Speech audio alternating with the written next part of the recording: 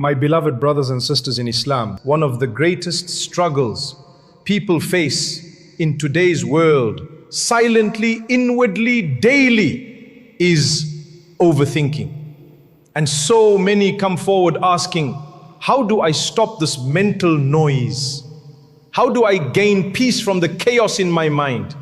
First, let's be clear about what overthinking actually is. It's when your thoughts refuse to pause. You dwell on problems over and over again. You overanalyze conversations. You fear what's coming. You imagine the worst. It's a cycle and it's exhausting. It leads to mental fatigue, anxiety, sadness, and sometimes even despair.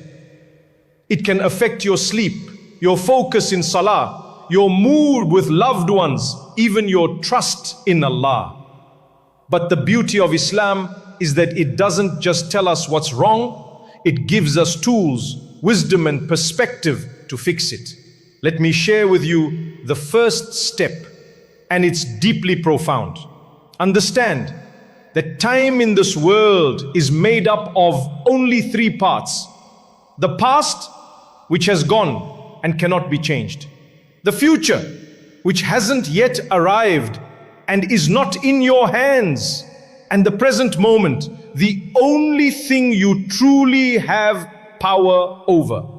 So what should the believer focus on? The present.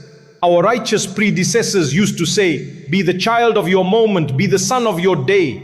Meaning, don't carry the weight of yesterday. Don't fear the shadow of tomorrow. Be fully present with what Allah has placed in front of you now. If you've made mistakes in the past, don't let shaitan trap you in guilt and shame. Repent, seek forgiveness, learn, let go. Your past does not define your future unless you choose to live in it. If you're anxious about what lies ahead, your rizq, your marriage, your career, your health, remind yourself, the future is in Allah's hands. And there is no one more merciful, more wise, more caring than Him. Why let your mind swim in what hasn't even happened yet? Now some people may ask, well, is there no healthy kind of worry? Yes, there is one, and it's beautiful.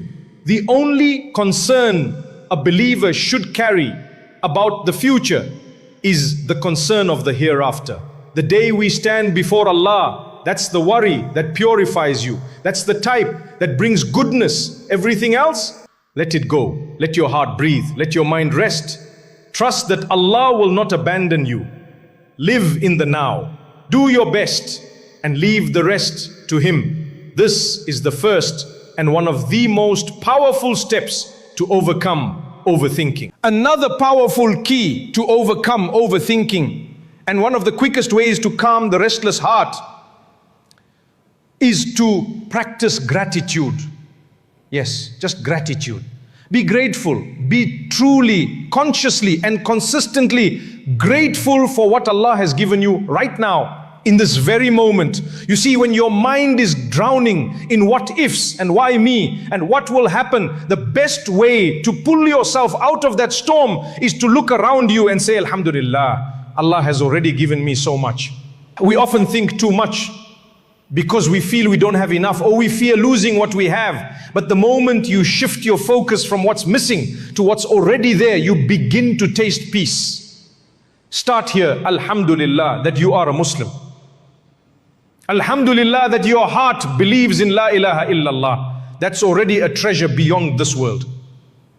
Everything else in life, wealth, health, respect, status, comes and goes. But your deen, that's the only thing that truly stays. That's what you need to protect. That is the greatest blessing of all. If you woke up today and in the early morning you raised your hands and made a dua, if you opened the Quran and read even a few verses, if you said astaghfirullah sincerely even once, then you're blessed. You've already started your day with something most people ignore. But we often forget because we compare ourselves with others. We scroll on social media and suddenly our life feels too small. too boring, too slow. We hear of six-figure salaries, fancy degrees, job titles that sound like success, and we feel less.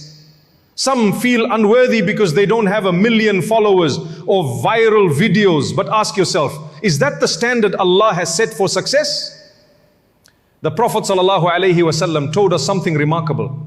He said, whoever wakes up in the morning, feeling safe in his home, healthy in his body, and has food for the day, it is as if the whole world has been given to him. Subhanallah. So ask yourself, did you wake up in a safe environment today? Did you open your eyes and find your body functioning? You can walk, you can breathe, you can think. Did you eat something this morning, or no, you will later today? Then you are living like a king, even if you don't realize it. Wallahi, most of us are blessed in ways kings of the past could only dream of. But the dunya convinces us otherwise. Shaitan whispers that we're not enough, not doing enough, not achieving enough. But Allah says, if you are grateful, I will give you more. Gratitude, my brothers and sisters, is not just a feeling. It's a shift in perspective. It's an antidote to overthinking. When you fill your heart with shukr, there's no more room for doubt and fear to take over. So next time your thoughts spiral out of control, pause, look at what you have. Say Alhamdulillah. Not just with your tongue, but with your heart. And remind yourself, as long as I have Allah and I have my deen, I already have everything I need. Let's now come to one of the most powerful and liberating forms of worship in our deen. A worship that can free your heart from stress, anxiety, confusion, and doubt. It is the act of tawakkul, placing your complete trust in Allah. You see, many of us overthink because we're trying to control things that were never ours to begin with. We want to know the outcome. We want to guarantee success. We want to be sure everything will work out. But we forget Allah is already managing our affairs. He is already taking care of what we cannot see. He is Ar-Rabb, our Lord, our Master, our Sustainer, the one who nourishes us, guides us, protects us, and never neglects us. When Fir'aun arrogantly challenged the truth, Prophet Musa alayhi salam reminded him, my Lord is the one who gave everything its form and then guided it. When Prophet Nuh alayhi salam was building the ark on dry land, ridiculed by his people, he continued. Why? Because his trust wasn't in what made sense to the people. His trust was in Ar-Rabb, the one who guided him. Even in the Quran, when Allah spoke to Musa alayhi salam and said, indeed, I am Allah, there is no deity except me, so worship me and establish prayer for my remembrance. Allah didn't just command him, He reassured him. And you too, perhaps you are overthinking today. Perhaps you're stressed about what tomorrow may bring, about a job, a marriage, an illness, a test, a family issue, or even your iman. But know this, Allah is already ahead of you in your journey. He knows your fear, He knows your struggle, and He will guide you through it, step by step, until you reach safety, until you reach Him, and He is pleased with you. When shaitan whispers, what if it doesn't work out? What if you fail? What if you lose everything? You remind yourself, Hasbi Allahu la ilaha illa huwa, alayhi tawakkaltu wa huwa rabbul arshil azim. Allah is sufficient for me. There is no deity except Him. Upon Him I place my trust and He is the Lord of the mighty throne. This is not just a dua, it's a mindset, a lifestyle of surrendering your heart to the one who knows what's best for you, even when you don't. You don't need to carry the burden of the unseen. You just need to walk with faith. Take the means, yes, but place your heart with Allah. Tawakkul is not passive. It is active, living trust. It means you try, you strive, and then you say, oh Allah, I leave it in your hands. You know I don't. You see I cannot. You can. And I trust you completely. And that is how you release overthinking, by knowing that the one who is writing your story is also the one who loves you more than anyone ever could. So stop trying to control what only Allah can manage. Trust Him and you'll find peace. Now let us speak about something deeply unique, something that sets Islam apart from every other religion or belief system in the world. It's one of the pillars of our faith. It is called Al-Qadr. the divine decree of Allah, the belief that everything that happens, whether good or seemingly bad, is by Allah's perfect wisdom, knowledge, and will.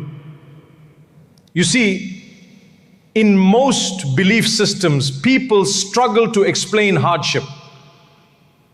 They wonder, why did this happen to me? Why didn't I get that job? Why was I rejected? Why did I fall ill? But we as Muslims have clarity. We don't just say things happen by chance. We say it was written by Allah, and He never makes a mistake. When a person truly believes in Qadr, it transforms them. It removes fear of the unknown. It kills the habit of overthinking, because they know if something was meant for me, it will come no matter what stands in its way. And if it was not meant for me, I could chase it with all my strength and it would still slip away. That's why the Prophet ﷺ taught us, know that what has missed you was never meant to hit you, and what has hit you was never meant to miss you. This is a mindset, a reality, a way to live. This is what Luqman the wise told his son when he taught him belief in Allah. You will never taste the sweetness of Iman until you believe in Al-Qadr, the good of it and the bad of it. Why? Because Qadr teaches you to stop clinging to this world, to stop thinking, if only I had done this differently, or maybe I messed everything up. No, my brother, no, my sister, you didn't ruin your future, you didn't miss your destiny, you didn't fall behind. You are exactly where Allah wants you to be right now. Maybe it's to teach you patience, maybe it's to elevate your rank, maybe it's to protect you from something you can't see yet. You're not failing, you're being carried by the will of Allah. Once you truly believe in this, once you internalize that Allah's decree is always better than your own plan, you'll sleep better at night. You'll smile in the face of uncertainty. And yes, you'll stop overthinking, because belief in Al-Qadr brings peace, and peace is the opposite of mental chaos. So the next time your mind starts spinning, remind yourself, what was meant for me will never miss me, and what missed me was never meant for me. Say it with conviction, say it with your heart, and you will feel that storm inside you begin to settle. You'll stop trying to control the outcome. You'll start trusting the one who wrote your story, and he never writes a story without wisdom. Our Prophet Muhammad sallallahu alaihi wasallam, the most wise, the most beloved, the most guided human being, gave us a simple, beautiful, and deeply effective way to handle the storms of life. When something happens, when you're hurt in a relationship, when your finances collapse, when you're diagnosed with something difficult, or when things simply don't go the way you hoped, don't drown in overthinking. Don't get trapped in endless analysis. Instead, the Prophet ﷺ taught us a powerful phrase to say, قَدَّرَ اللَّهُ وَمَا شَاءَ فَعْلَ. Allah has decreed it, and whatever He wills, He does. That's it, subhanallah. Say it and surrender. Let your heart settle in the knowledge that this was written by the one who loves you more than your own mother. That He never writes something in your life except with purpose, mercy, and wisdom. You see, when we overthink, we often replay scenarios. If only I had spoken earlier. If I had just chosen a different job. If I had married someone else. If I had studied something different. If I didn't make that one mistake. But the Prophet ﷺ warned us, do not say, if only I had done this or that. For indeed, if opens the door to the work of shaitan. Why? Because the word if traps you in an endless spiral of regret and doubt. It makes you question the plan of Allah. It makes you believe you were in control when you never truly were. And it slowly chips away at your iman, your peace, and your ability to move forward. The if only mindset doesn't fix anything. It just makes the pain heavier. It fills your heart with blame, self-loathing, and what ifs that never end. It opens the door to shaitan to, you're a failure. You missed your chance. You ruined everything. But Islam shuts that door completely. Our deen teaches us not to overthink the past, not to drown in regret. It teaches us to say, قَدَّرَ اللَّهُ وَمَا شَاءَ فَعَلَ. Allah decreed it. He does what He wills. And that's where peace begins. So next time you're hit by something unexpected, a heartbreak, a rejection, a missed opportunity, don't replay it in your mind 100 times. Don't scroll through old messages. Don't wish to rewind time. Pause and say it with belief, with submission, with surrender. Allah decreed it and He does what He wills. Let those words close the door on shaitan. Let them be your shield against the fire of overthinking. The simple phrase is one of the treasures of our faith.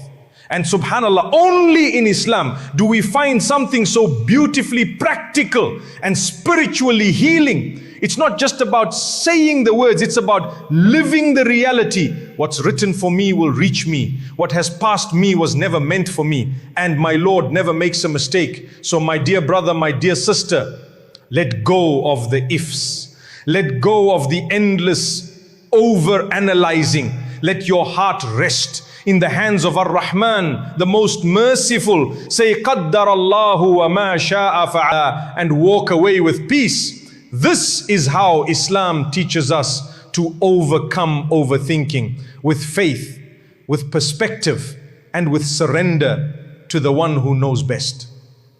Let me end with a simple example, something you can picture in your mind, something to help you understand how to stop overthinking and find peace in your journey. Imagine you're about to explore a dark, unfamiliar cave. You're not alone, you're with a guide, but not just any guide, someone who's been doing this for 25 years. He's led hundreds of people safely in and out of this cave before. He knows where the rocks are loose. He knows which tunnels are safe and which paths are dangerous. He's calm, experienced, confident. Naturally, as you step inside the cave, it's dark, it's cold, and you start to feel afraid. A rock falls from above, a bat swoops past your face, your heart races, but your guide looks at you and says, don't worry, this is normal, I've seen it all before. Just stay close, follow me. You may still feel a bit anxious, but you trust the guide. You believe that as long as you stick with him, you'll make it through. You'll come out safe on the other side. Now, Allah belongs the highest and most perfect example. But reflect on this deeply. In this life, we're all walking through the unknown. There are dark tunnels, unexpected problems, things that scare us and shake us. We worry, we stress, we don't know what's next. But Allah is our guide. He's not just experienced, He's all-knowing. He doesn't just guess, He knows every outcome.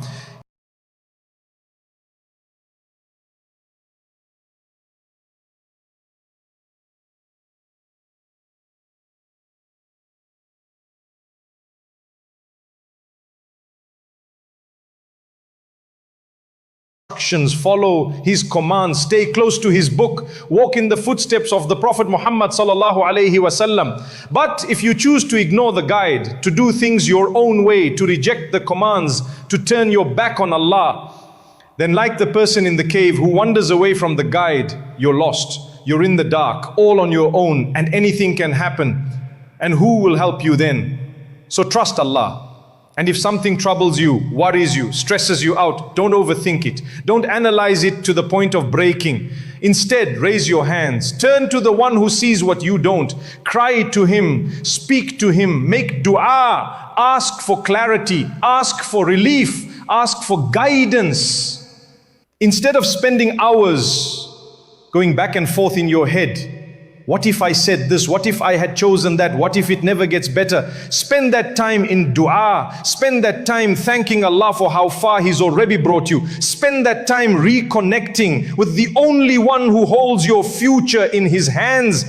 That is far better for your heart, far better for your mental health, far better for your iman. It will calm your thoughts and heal your soul. Because once your heart is connected to Allah, once you've surrendered the matter to Him, there's nothing left to overthink. And so we ask Allah, oh Allah, grant us peace in our minds and contentment in our hearts. Guide us through the dark places in life. Let us walk closely behind your light. Protect us from the traps of overthinking and help us trust you fully. Grant us goodness in this life and the next. Ameen.